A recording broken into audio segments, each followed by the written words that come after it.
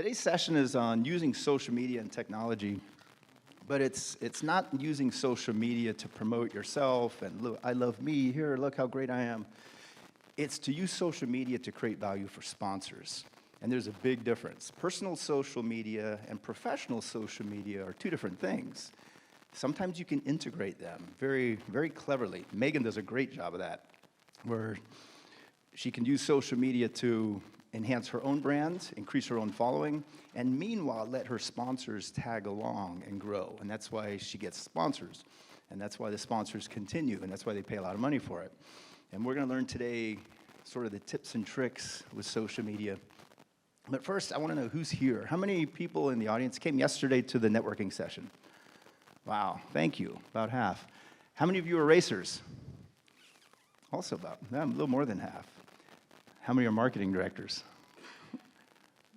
Quite a few, yeah. There's again, like yesterday, I see one back there that didn't raise his hand, but that happens.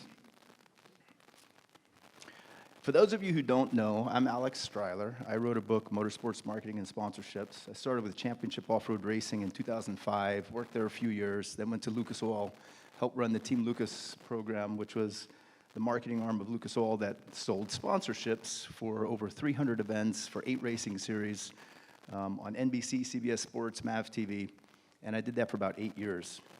And afterwards, or while I was doing that, I learned a lot. I learned a lot about how sponsorships work, because at first I used to just offer exposure in return for 3 options, ABC, gold, silver, bronze.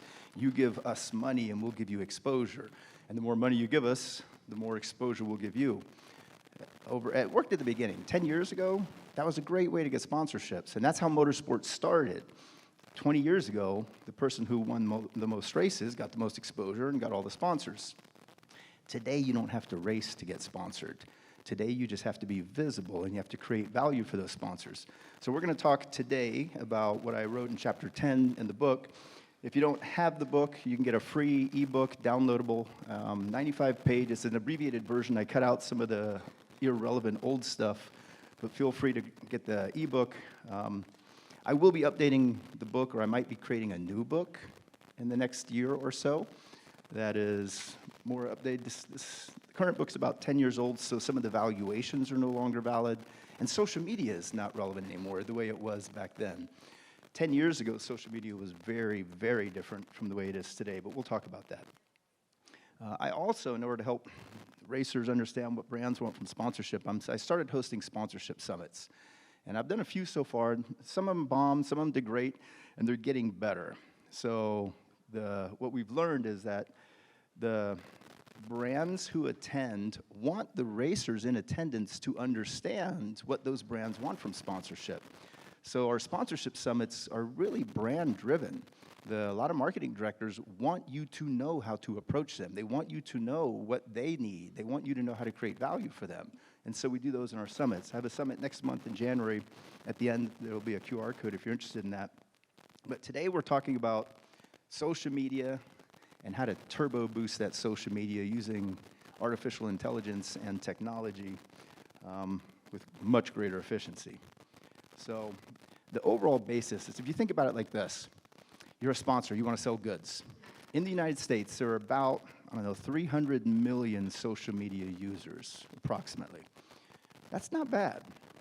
300 is not bad. Facebook started out a long time ago. It's the oldest, it's the biggest. If you want to reach me on social media, or a lot of my generation, or people in their 40s and 50s, you have to be on Facebook, and you have to know how to use Facebook.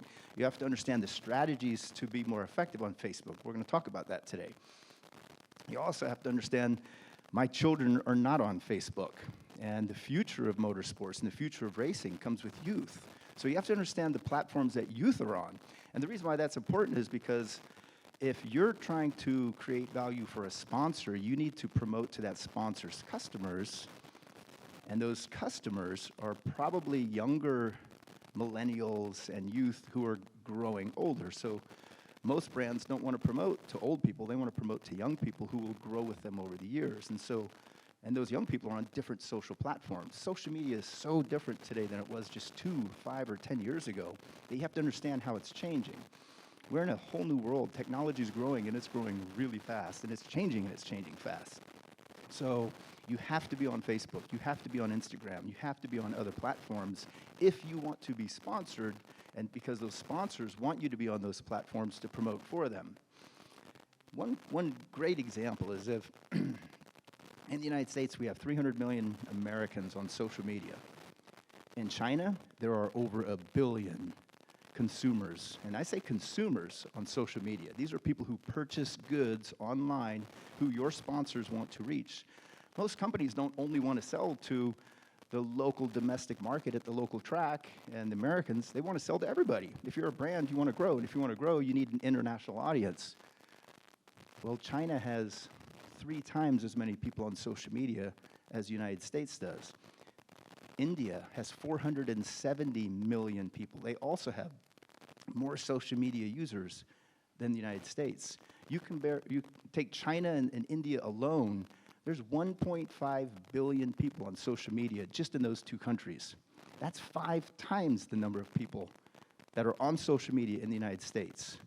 So if you're reaching China and India with your social media, you got 5 times more customers, 5 times more opportunities to sell sponsors to show them the value you can create. But guess what? Most of the Chinese are not on Facebook. There's some platforms called Weibo and WeChat and TikTok that are growing very rapidly.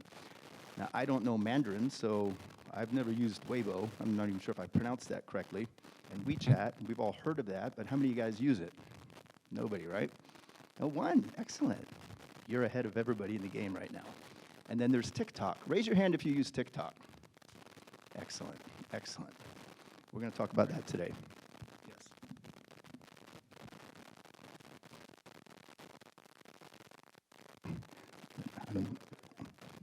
Is this one working? Hello. All right, so today we're going to talk about the domestic social platforms, international platforms you want to be on, and then how to use technology to turbo boost those. I'm not the person to do that because I don't use social media very much. I use it to monitor my family and my children. I'm not a social user. Megan is the pro. She's the best person I know of anybody in motorsports using social, so she's going to teach us what she learned, how to do it, and then Cole's going to take it to another level on how to turbo boost that using tech. So, ladies and gentlemen, Megan Meyer, founder of motorsportsmarketingtips.com and creator of Driven by Social Academy. Thank you.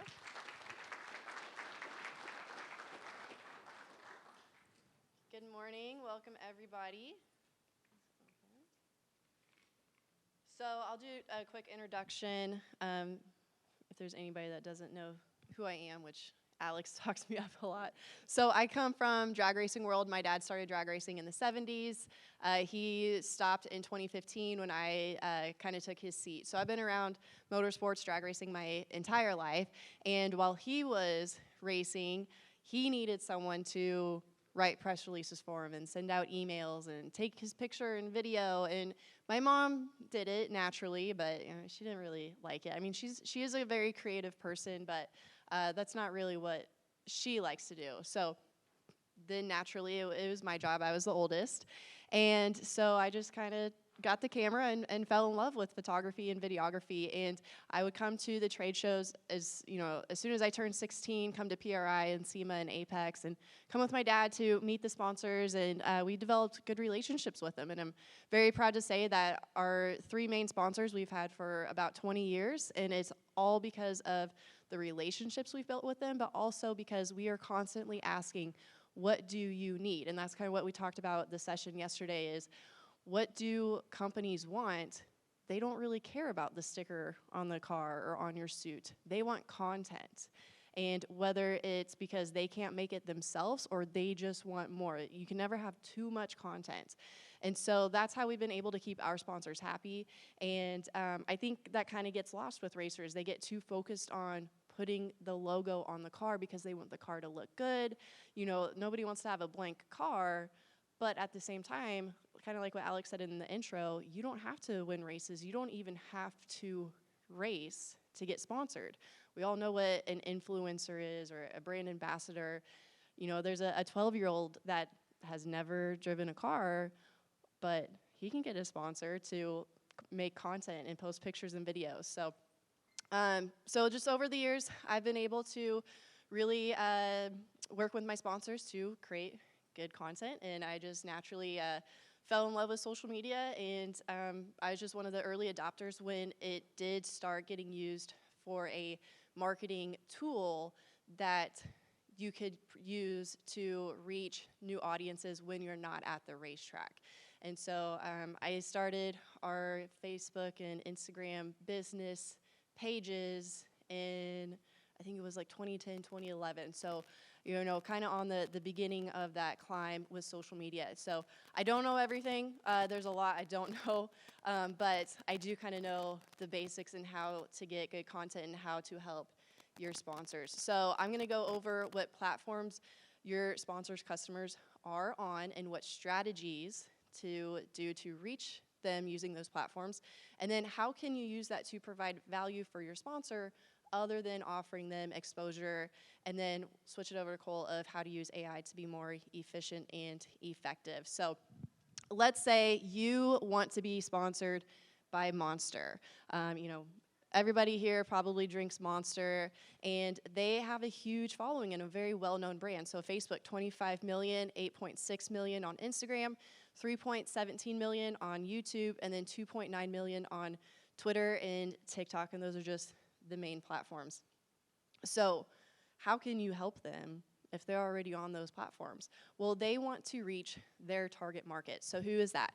So 18 to 30-year-olds that like to watch action sports. And so they work with well-known athletes and ambassadors that can reach those audiences for them in different ways. So they try to recruit action sport athletes between the ages of 14 and 30 that post shareable content that is attractive, and it targets those specific audiences. So their famous ambassadors is like Nate Adams, Lewis Hamilton, Ken Block, Eli Tomac, Haley Deegan. So as soon as you hear those names, you probably thought of their content, and you probably know that you've seen Monster in their content, and they are very attractive to the younger audiences. So their content does strengthen the brand awareness for Monster, and it helps engage with their fans, which leads to loyalty and sales. So what platforms should you be on? On average, people use 5 social media apps. For me, it's Facebook, Instagram, LinkedIn, and then YouTube. And then I do TikTok just for entertainment. I don't post on there, but these guys keep telling me I need to get on. I need to use TikTok. So, but it all depends. So for me, my sponsors aren't really trying to attract the teenagers, the young 20-year-olds. So I don't really have to be on TikTok. But if I'm here at the show and I am trying to create a contact, get an introduction with a new company, I'm going to go to their social media and I'm going to see what platforms are they on, what type of content are they posting, and who are they trying to attract. And so if they are on TikTok, then I need to go get on TikTok and start posting videos so that way it can be relevant for them. So you do want to be selective, though, where you post content. You don't have to be everywhere. You don't have to be on every single social media app. And this is one of the questions I get asked the most from my students is, what platform should I be on, and do I need to be on every single one? And my answer is no. I always tell them, start with one. And if it's Facebook, because Facebook is the easiest, and personally Facebook is my favorite, then I say start with one and go really deep. Get to know that platform very, very well.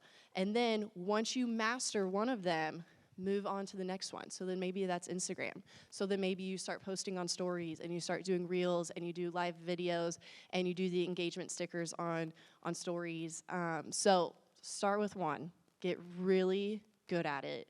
Don't put all of your eggs in one basket, but you don't want to stretch yourself out too thin to where you are just doing like 5% on each one. I would rather you do like 90% on one platform and get really good at it. And then like I've been saying, so different social media platforms have different ages, they have different interests, and they have different uses. Facebook does not quite do the same stuff as Instagram, even though they are very similar because they're both owned by Meta. So on Facebook, it's more about, just think about when you are posting on Facebook, you're mostly using it to connect with your family and friends that, maybe you only see once a year at the PRI show. So it's more personal on Facebook. Instagram's not quite as personal because you can talk to pretty much anybody on Instagram. And so make sure you think about how the platforms are different because they're not all the same. I know Instagram does try to be like everybody else. They added stories because of Snapchat. They have Reels because of TikTok. They have Threads now because of Twitter. So Instagram is kind of one of those that is trying to be like everybody else, but the quality is not quite there, I think, because they are spreading themselves too thin.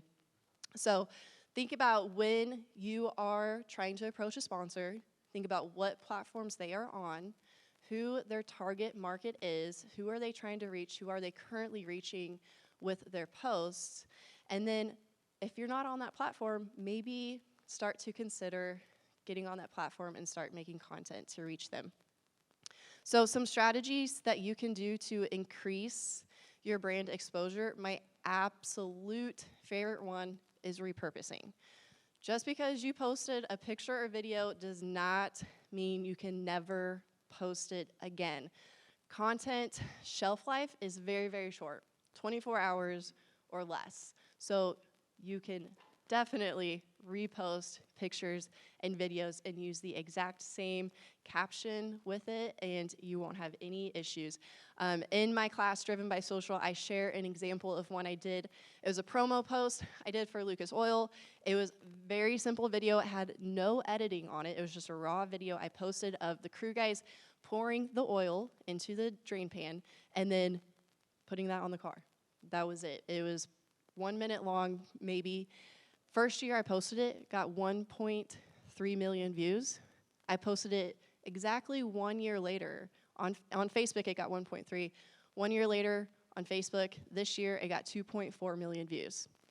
And I just literally did the exact same thing. I tweaked the caption just a little bit, but that was it. So good content is always going to do well. So my best piece of advice, go back the last 90 days, and you can save the best 10 posts that you had. So whether that's by engagement, impressions, reach, engagement, I think I already said that, video views. See which one were your best 10 posts, save them to a folder, and then repost them. When you are stuck, you don't have anything to post, you're running out of ideas, especially going into the off season, you're like, what do I post about? Go back to that folder and just repost something that you've already shared before. It's going to do well. And remember, you are always trying to grow your audience. You're always getting new followers.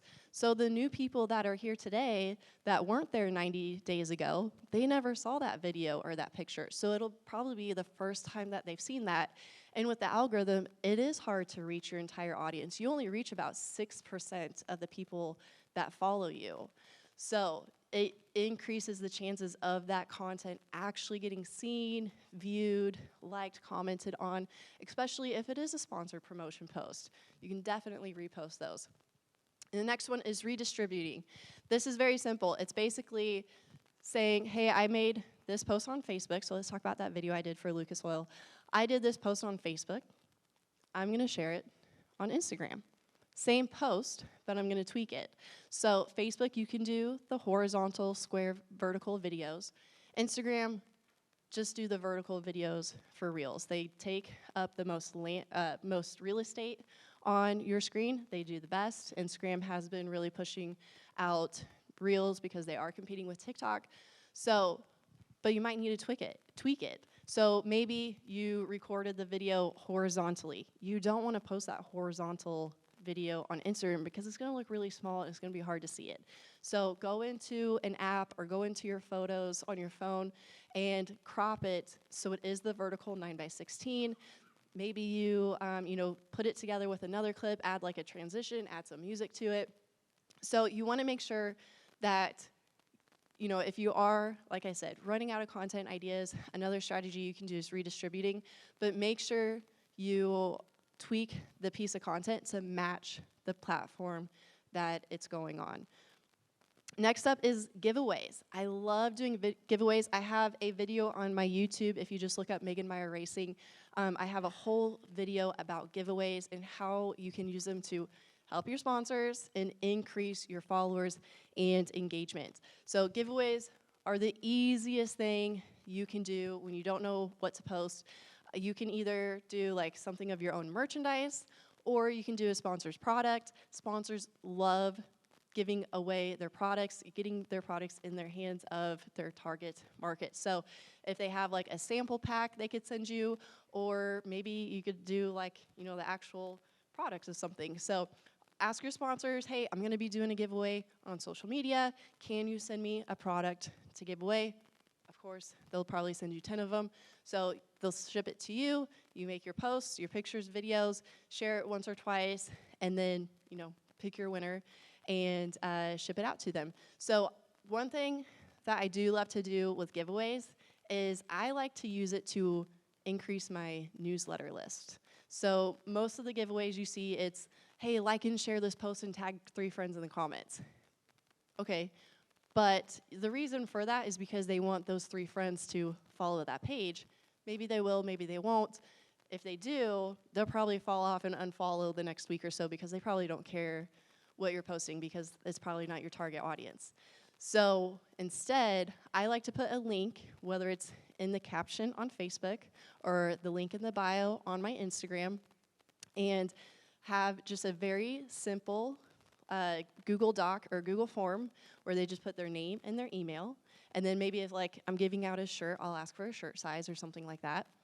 And then I will just look at the spreadsheet of all those entries and pick my winner that way. Then I'll shoot them an email to say, hey, you're the winner, can you send me your address? So this is bonus a couple different ways. Number one, it really shows you who is watching, who your loyal followers are. And number two, it grows your email list, which is another piece of content you can use to promote your sponsors. And so I know we've been talking about social media, but email marketing is a tool that is very underutilized in the motorsports industry to reach your fans, whether that's just a monthly or a weekly newsletter you do to say, hey, I'm gonna be racing at this track this weekend. It's gonna be shown or streamed this day and time, and here's a link to get tickets. It can be as simple as that, or you could do a full race recap. You can do whatever you want in your newsletter. It's yours. You own it. You own that list. You don't own your followers on social media. You're just borrowing that platform, and they're letting you use it for free because they want you to spend the most time on their platform. So email marketing is a really great strategy you can use to, again, help increase your value to sponsors and increase your reach with your audience. Last strategy I have is to interact and be social. That is the first word of social media, and I barely see people being social on social media unless they are ranting about something. So in my class, Driven by Social, I teach my students, spend 10 minutes a day before and after you post, and go comment on other people's posts and profiles. Whether that's, you know, sending them a DM, interacting with their stories, or just commenting on their latest post, or going into a Facebook group and commenting on posts. The more you get your name out there and start to have conversations with people, they're gonna come and follow you because maybe they like what you said, or maybe, you know, you wrote something really nice and they're like, oh, I'm gonna go say something nice back to her. So interact and be social on social media. It doesn't have to take a lot of time. 10 minutes before you post, 10 minutes after you post. So that way, when the people are coming to your profile, they see your latest post and they want to interact with it and reciprocate that favor. So I do have a free download for you guys, the Algorithm Points Scorecard. So I created this. I made an entire points system out of the algorithm because we're all racers and we like to get points, right? So we can win. So if you scan the QR code or if you go to the website motorsportsmarketingtips.com/scorecard, one word, you can download the scorecard. It's a spreadsheet. So I have different strategies you can do there. They are all ranked with different points. So let's say you comment on someone's post, that's 1 point. You can get 100 million points in one day if you want to, but the more you do these actions, the more points you get, the higher you are going to rank on the algorithm. So a lot of people ask, how can I get ranked higher? How can I get my post seen by more people?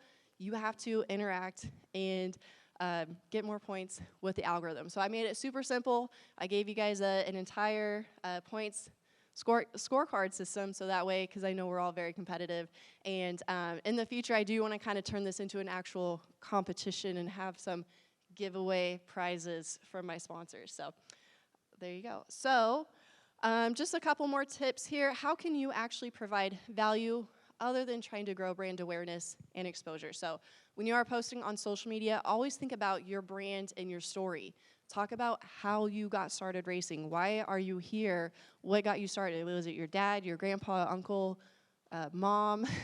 What got you started racing? Why are you racing the car that you are doing? And show your skills as a brand ambassador. So maybe you currently have a partnership or a sponsorship deal with a company. So promote them. Show how good you are at promoting. If you don't have one and you want one, make a post and promote them anyways, and then make sure you send it to them and send a screenshot of the analytics to show how well it did, and say, hey, I did this for you guys. Let's try to work out a deal, see if we can do some more of it.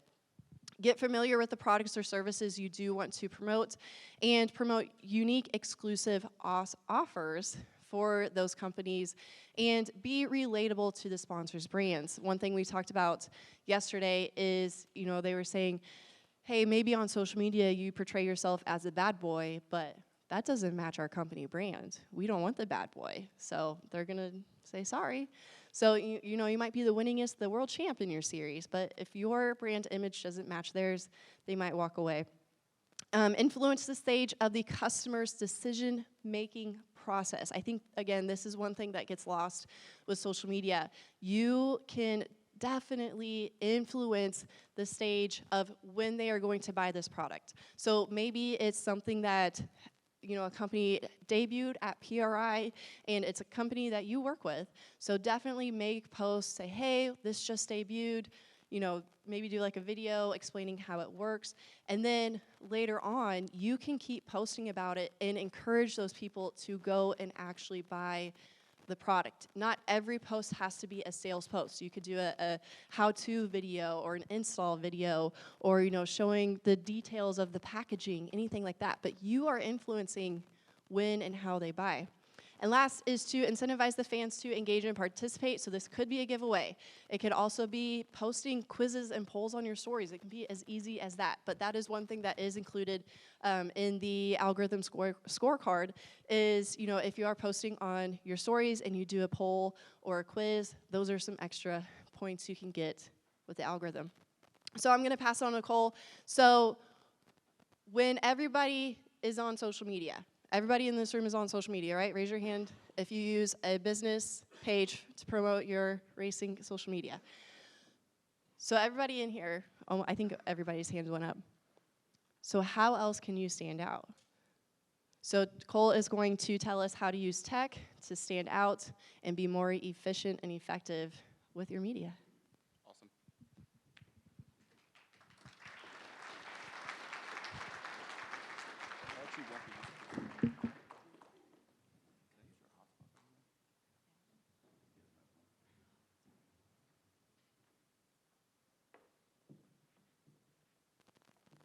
Give me 1 second to get set up here. Looks like we're still connected. Really?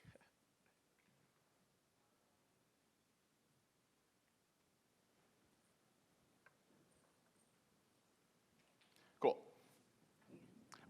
It says connected, so it should be good. Yeah, so my name is Cole Stryler. I graduated UC Berkeley in 2020, spent a summer doing data science work at NASA, and then spent 2 years at Apple doing back-end development on some of their web APIs. And today I'm going to talk a little bit about how to use AI to not just, using AI to basically 10x your efficiency as a racer. So using for social media, but then also standard workflows as a racer. So how many of you have used ChatGPT before? Just as a, okay, cool. And then how many would you say like use it regularly? Okay, cool. So most of you who have used it regularly will be familiar with some of the concepts I'm going to talk about. So for those of you who have not used ChatGPT, ChatGPT is a chatbot that uses natural language to generate some response. So what is natural language? Natural language is just the language that we speak. So it's basically a chatbot that you can speak to as if you're speaking to a human, and it gives you some output back. And there are different types of output that can give back, and I'm going to go through those today with some examples that might be relevant to you as a racer. So the most basic example of ChatGPT is to generate text. And typically, this could be emails, blog posts, social media posts. So if you're posting on Instagram, you can say, hey, generate a post that goes with this image. And then also related to sponsorships, you might be sending a lot of emails to companies. Hey, I want to get sponsored. So I'll go through an example of an email that you can send. So let's say you're a racer looking for sponsorship, and you want to send an email to the marketing director of Monster Energy, just introducing yourself. So you would go to ChatGPT, and you would just say, I am a racer looking for sponsorship. Write an email to the marketing director of Monster Energy, introducing myself. Can you guys read that, by the way? It looks like it's a little small. Cool. I'll try to zoom in here. Okay, let me know if you can't read it. But, so yeah, you would give it that prompt, and boom, it starts writing you an email. And, typically you wouldn't want to copy and paste this exactly, but what I like to think of ChatGPT as is it's a good starting point. So you would go in, kind of fill in the blanks, tweak it. This one looks pretty long, right? Like I probably wouldn't, yeah. Like I probably wouldn't, send that whole thing. So what's also really cool about ChatGPT is you can re-prompt. So the message history remembers the context. So let's say you want to make that shorter, you can just write the word shorter, and it'll write a shorter email for you.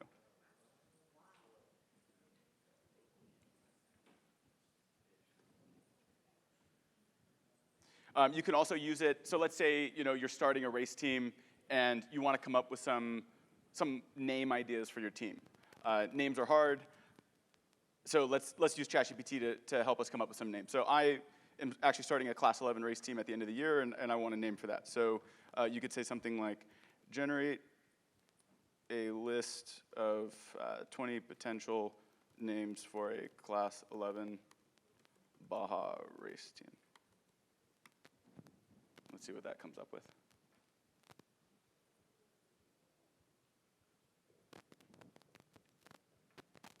There we go. How do those look? All right, so basic idea here is you can generate content, generate ideas, but it's not limited to just that. I also have used it it's very good at teaching. So I learn very well with metaphors. And let's say I'm working on a car and I don't fully understand how an engine works. You can use ChatGPT to sort of explain concepts in a way that helps you understand. So, I might search something like explain, or I would say teach me about engines using a metaphor. Let's see what that does. Okay, imagine an engine is like the heart of a human body. Just as the heart pumps blood to provide energy and keep the body functioning, the engine combusts fuel to provide power to move a vehicle. And it goes on and on. Again, I think that's a little long, so you could reprompt and say, make it shorter, or use a different metaphor, use a different analogy. But traditionally, if you want to learn something, you would go to Google, you would search, Google provides you options, you read through the different articles, and you have to find what you're looking for. If an article doesn't have what you're looking for, you have to keep searching. And oftentimes, learning comes down to, like, how good are you at Googling? Because Googling can be kind of hard. So requires some sort of skill. ChatGPT just gives you the answer. Now, there is sometimes a downside of ChatGPT, which is sometimes if it doesn't know the answer, it'll just make it up. But you can, there's ways around that. So you can say things like, if you don't know, just tell me you don't know. And then that usually goes pretty far. Quick question. Yeah, yeah. So as far as the picture piece of it, is it just as simple as making the attachment and saying, give me a description of the picture? Yeah, you're jumping ahead of me. So next is generating images. So going back to the, I want to start a Class 11 race team example. Let's say we have a name. Now we need a logo. And traditionally, if you want a logo, you either have to learn design yourself, or you go on a website and hire someone. But now ChatGPT can help you with logos. So I might say something like, give me a vector monochrome. Monochrome is just a type of logo. Logo of a class, Baja Bug. Class 11 Baja Bug.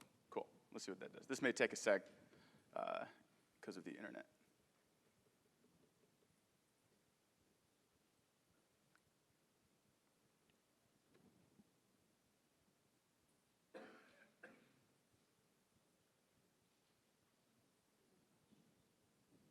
Question?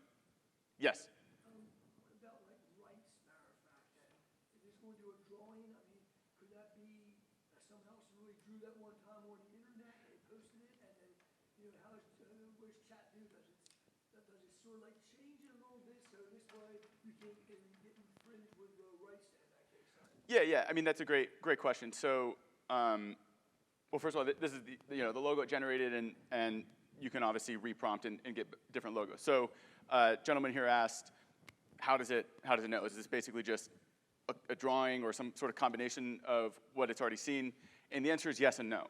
I like to think of ChatGPT the same way like a human would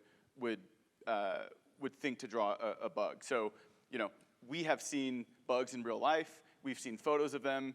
You kind of have these images in your head, and when I say go draw one, you kind of do think of the images in your head, but you're not drawing something necessarily that you've seen before, and that's kind of how ChatGPT works. It takes examples that it's seen, and it uses some sort of combination, but also adds its own newness to it. So, yeah. If I interrupt you again, I'm sorry, excuse me. Yeah. And let's say, for instance, if I go on right now, Yeah. and I ask the same question, will you come up with something different than what you asked? Yes. Yeah, and that's a great question. And you can also say, this is cool, but generate 4 more variations. So you can, again, reprompt, and now it'll generate 4 more. So give it a sec. The big thing with ChatGPT is it's not always going to give you what you want immediately. And so this concept of reprompting is super important. And the idea is you'll eventually funnel to what you want. And so let's say this gives us a black and white car, but I want it to be red. I would say, make it red. And then it'll give us a red image. Yeah, a few images. Yeah. What would be the licensing and trademark infringements, if anything, on something like that? Yeah, so this is free to use. Yeah, you can use this. Yeah, this is your image. Yes? Follow-up to that question. Yeah. ChatGPT also exclude copywritten or trademark logos or information so that you don't get jammed up if you use it and somebody else says, hey, that's mine. Yeah, I think, I mean, it's been getting better to the point where, I haven't tried this exactly, but you could probably say something like, hey, give me a photo of the Monster Energy logo, and I don't know what copyright infringement that might make, but I think the internet is, I'm on a phone hotspot, but typically if you would say generate 4 more variations, it'll give you 4 images.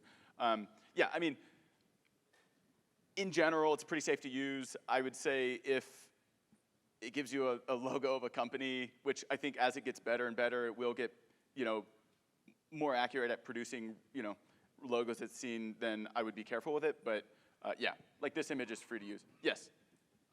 Notice you're using ChatGPT 4. I've been using 3.5, which is the one that uses the Google search. How do you get access to it? Yeah, great question. And I should have mentioned this at the beginning. So this is actually the paid version of ChatGPT. So this is $20 a month.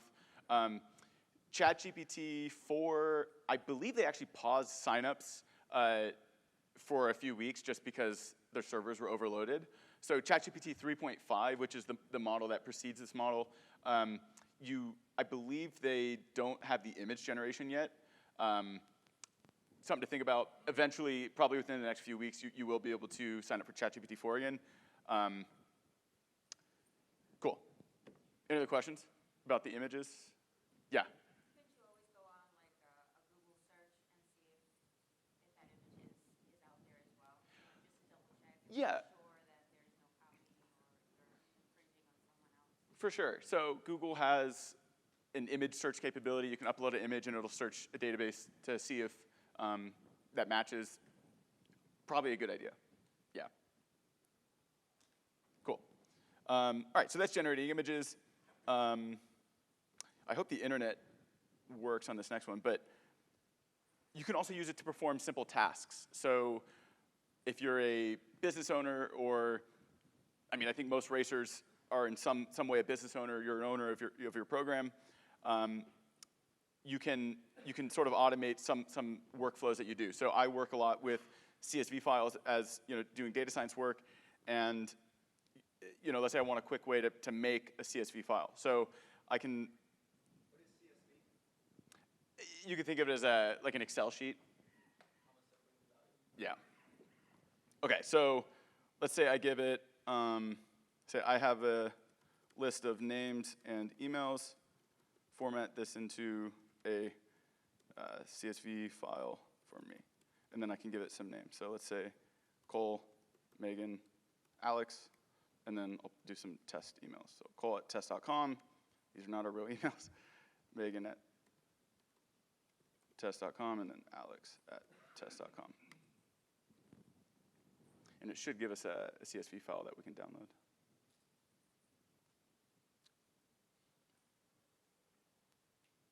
Cool. So we click this, and it downloads a CSV file. There we go. So it just created that file for us. And this is just a basic example, but use your imagination. You can do a lot of cool stuff. It's also great at just reformatting text. So in software, if let's say I hope this isn't too technical, but let's say I have a line of code in Python and I want to convert it to JavaScript. I would just say, hey, convert this Python to JavaScript, and it rewrites the whole code for me. What's also really cool with ChatGPT 4, which 3.5 does not have, is the ability to search the internet in real time. 3.5, there's a cutoff date on when the model was trained, so if you ask, like, what happened in the news this week, it won't work, but ChatGPT 4 now has the ability. So you can say something like, what's going on at the Indiana Convention Center this weekend? I spelled that wrong, but I'm going to leave it incorrect. ChatGPT can infer your spelling mistakes, so let's see if that gets it. This worked last night. Okay, so what this is doing is it's searching the web, and it says, yep, this weekend, the Indiana Convention Center is hosting the Performance Racing Industry Trade Show. You can also ask it about news or whatever. When the when the Israel-Palestine conflict started to happen, I was like, hey, what's going on? Tell me about it. And it was like, getting your news as more of a conversation rather than here's an article, this is what's true. Okay, so another cool thing, which this is not ChatGPT, as I said at the beginning of the talk, there's a bunch of AI models. This one's obviously is focusing on ChatGPT, but there's another platform called Runway ML, and they could do text to video. So you can upload a photo of your car and say, make this moving, and then it could turn a photo of your car into a video of it driving, which is cool. So if you're interested, it's called Runway, and that's the Gen 2 model. I've played with it. It's not as good as the image generation on ChatGPT, but in 6 months, 12 months, it'll keep getting better and better. We're still very early in the whole AI wave. So that's what I had for the demo. If anyone else has questions, let me know. And if not, I'll hand it back over to Alex. Yes? Yeah.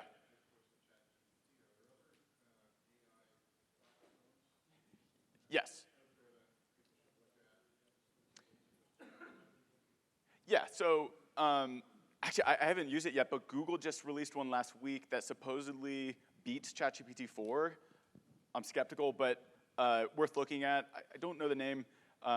Elon Musk released X.AI, and the name of the chatbot is called Grok.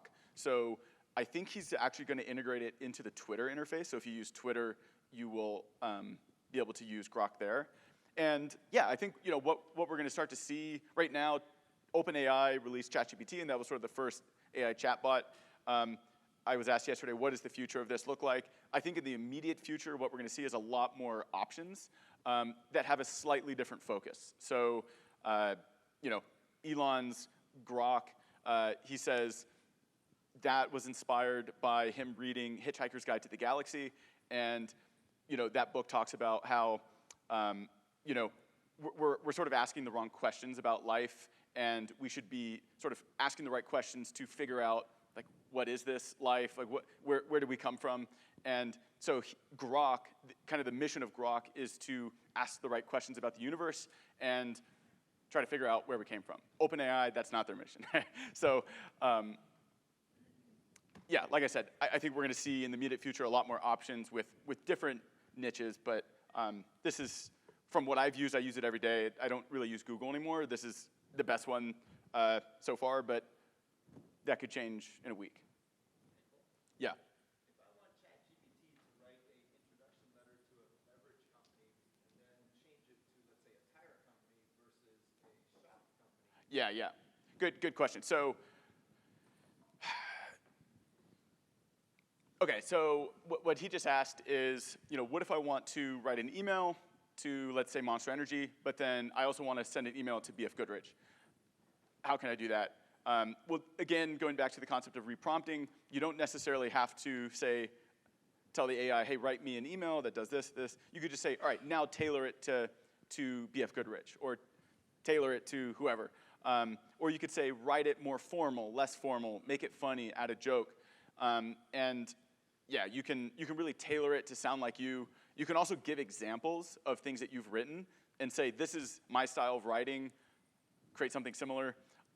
Endless possibilities. The only limitation is your imagination, what you can do with it. But yeah, good question. And can it send emails or tweets or? Yeah, that's probably beyond the scope of this presentation, but there are integrations that, if you've heard of Zapier, you can connect ChatGPT to Zapier to perform actions, and also event-based actions. So something happens, let's say on your website, it can trigger something, runs it through ChatGPT, does something else. Maybe that's a whole nother talk in and of itself, but yeah. Cool. Oh, yes.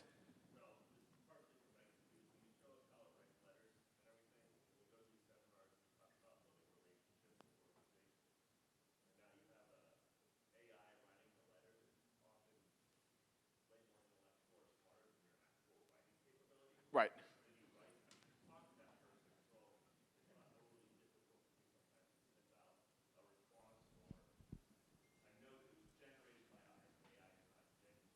For sure.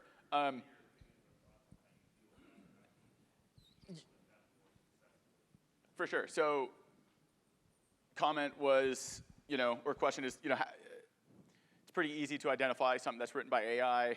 How do you go about dealing with that? I like to think of ChatGPT as a starting point. It gets you past roadblocks. So when you sit there and you got to write an email and you can't think of what to say, that's usually when I go to ChatGPT, and it kind of gives you step one of a multi-step process. Now, you can reprompt and say, hey, this sounds like an AI wrote it. Like, give me something more human. And that does work pretty well. You can also say, give me an outline for an email, and I'll fill in the blanks. Or, hey, reword this one sentence. The sentence doesn't sound right. Reword this one sentence. So you don't need to, if you're writing, if you give one prompt, gives you an email, and you copy and paste that, probably wouldn't do that. And so to add on to that, so one thing I've done, especially with video scripts that I do, is so let's say I write my video script, or I use it to give me an outline. I will then copy and paste that and send it back to ChatGPT and tell it, hey, look for any spelling errors, grammar errors, just kind of to get another set of eyeballs on it, even though it's technically not. But you can always do that too. So maybe you have an email or a letter that you've sent in the past, copy that text into ChatGPT and say, okay, now make this better. So that's a great point. And so we can actually, so typically he's written a lot of books, and I've edited the books, and typically there's this back and forth. He gives me a chapter, I read it, I give comments, I give it back. You can sort of replace me with ChatGPT. So you can paste your work and say, hey, edit this. Or you could get more specific. So for example, we can go back to the email that we made for Monster Energy, this long thing, and say, how is this email provide useful edits? Let's see. So it's grading its own email. So your email is well structured and professionally written. Here are a few suggestions. And it gives you a list of suggestions. Yeah. Follow-up question. I know we don't have a lot of time to talk about everything AI related, but I thought perhaps we would also touch on what you've done with ClipFM, where eliminating the need for video editing because the software you wrote kind of make video clips itself. Yeah, good point. So my day job, I run a company called ClipFM, and so this is sort of the consumer interface of ChatGPT, but they also have an API where you can access the functionality of ChatGPT through code without using this website. So it's like, what can you do with it? Again, like I said, the limitation is your imagination. So I thought, it was actually about a year ago, what can we do with this? And the first thing I worked on was everyone watches TikToks, YouTubes of podcast clips, right? And if you're a podcaster, you either have to edit those yourself, which can take a lot of time. Podcast is 2 hours. You got to go through, watch it, make all the edits, learn editing software and stuff. Or you have to hire an editor to do it for you, which can be expensive. So because this is a language model, I realized this is actually a language task, and what you can do is you can take the video of the podcast, transcribe it, so turn it to text, and then you can pass that text to models like this and ask it to do certain things. So ClipFM, you paste a YouTube link, and we basically give you clips. And so that's what I've been doing. Any other question? Yes. Hi, I'm Erica with AutoInfluencer. We're building a new platform to automate the process for sponsorships. So kind of all the manual stuff, think of it like a CRM for both sides. But my question is, it made me think about what we were talking earlier. Has anybody done Patreon or YouTube memberships as a way to raise funding outside of going to sponsors, but actually activating your fans and followers? Have you heard of it as this is done on Patreon? All the podcasters do it. I feel like a lot of the content you all create is a lot more interesting than some of the podcasts that are out there. So has anybody had success with that? Okay, pro tip, someone should try it. Yeah, not familiar. Data, and people often do really well through Patreon. My son's Patreon for like a snake channel, so he can earn $5 a month. That's a great guy. If you have, 50,000 followers and they pay you $1 a month for half of them, $25,000. And if there's any other questions for ChatGPT, let me know. If not, I'll hand it back to. How do you Oh, yeah, yeah, I got you.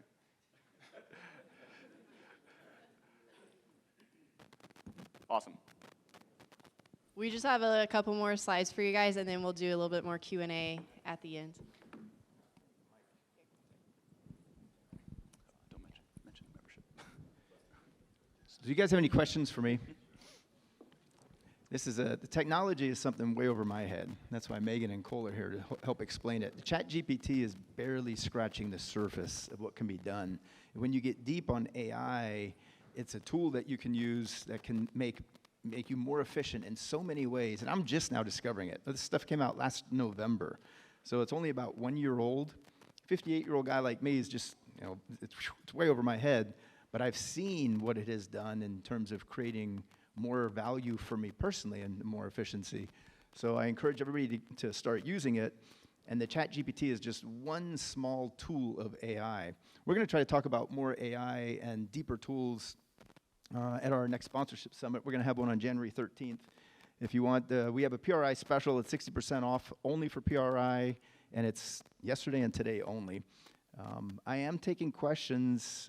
You can email me at alex@sponsorshipsummits.com and ask questions that I should ask of the panelists. We have about half the panelists selected for the next summit, but if there's any special requests, I do listen to the feedback and comments, and I listen to all the reviews, and I try to take what worked in the past and build from it. And one of the things is people say, oh, get a monthly membership, so I started a monthly membership. I'm starting to populate that with content, and that includes Zoom calls. I'll get on a phone with you once a month. We have special Zoom calls with marketing directors once a month. The last Zoom call, it was myself, one member, and 2 sponsors. Nobody was on the call except one guy. He got 45 minutes with a sponsor. And so it's still developing. So if you want to meet people, the whole purpose of these... Oh, there's a lot. It's the Zoom calls are essentially learning everything from how to generate, how to meet sponsors, how to create value for sponsors, but also how to make money even if you're not being sponsored. And one of the last calls that we had was with affiliate programs. We talked yesterday with Chris Dickerson, who's the president and CEO of Horizon Hobby. That's Low CRC Car. They have many brands. He said that one of his affiliates, not influencers, gets royalties from sales through their site and makes 6 figures, over $100,000 a year right now, just by having links through that person's social media that sells RC cars. So affiliate programs are something that are growing very rapidly, and it's a very good way to make money. If you're not winning races, getting prize money, and if you don't have sponsors that are paying you a lot of money, affiliate programs are the next best way, and probably soon the best way to generate income. And we talk a lot about that. We're taking all these new technologies and helping sponsors implement it so you can create more value for them. And as you know, this is growing, and technology is growing fast, and it's changing fast, so we're trying to stay on top of it. I'll take any questions, but we have to get out of the room for the next presentation, so I don't have much time. I'm going to stay here afterwards. Go ahead.